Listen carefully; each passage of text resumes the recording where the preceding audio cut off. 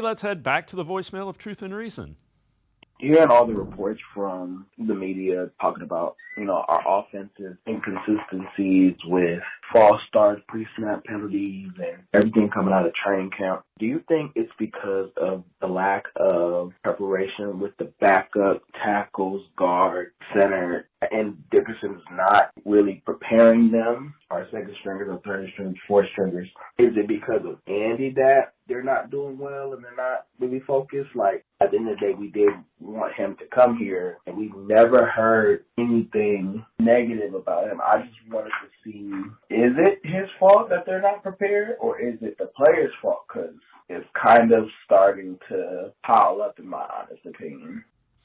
As always, appreciate all of the voicemails. Let's welcome in Jake Burns from BrownsFilmBreakdown.com. Jake, I know you watch a boatload of film.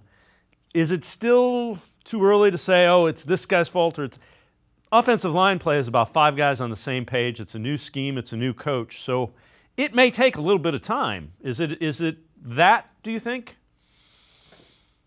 Yeah, I would say some of that's at play. You got to remember that they had pretty structured group for the Stefanski first 3 years of the tenure. Obviously, the offensive coaching staff stayed in place largely, and then they kept a lot of the same guys at the end of the roster and on the practice squad in those positions.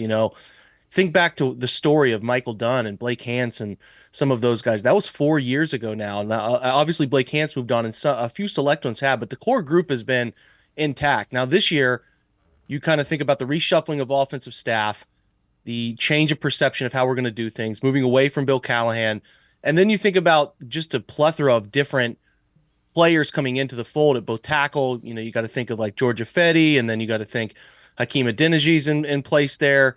Obviously, at the guard spot with Zach Zenter, and then Javian Cohen, the UDFA, that's seeing some early run. There are a lot of new people involved on the offensive side, especially the offensive line. So I think it's imperative to remember that there's a big change of direction on offense. And with that, as a byproduct, is training camp and some growing pains that come with that, right? The two guards are in place. We know that Ethan Posich is fine as well. And when those guys are out there, I have noticed pretty much zero issue when I've been involved in watching camp. But I think the tackle play between James Hudson, DeJuan Jones, and DeJuan is performing fine. But like, you got to remember, Jedrick Wills and Jack Conklin are not an active part of things right now. So it's a very fluid situation. I think Andy Dickerson and kind of melting his theories, and Roy Isfan, who's his assistant offensive line coach, working all that together. It's easy to be impatient on these things because I think we have had the Browns offensive line viewed as one of the best since Kevin arrived, and they've invested pretty heavily in it. But I think patience is required here as they're going to work through obviously important steps in the two preseason games remaining. And then you're going to see the best 5 to 7 guys as the season begins. We all know how challenging last year was, and they pushed to like 10 guys. But I think ultimately it will work itself out. They'll be fine. I think some of those mental lapses that happen either in joint practices or on the preseason stage, and I think you get this a lot, I'm sure you hear too, Dave, but like there's some of those guys just aren't going to matter to your Sunday consumption of regular season football. And that's just the reality of it. So I wouldn't worry too much outside of the 8 guys at the top of the depth chart.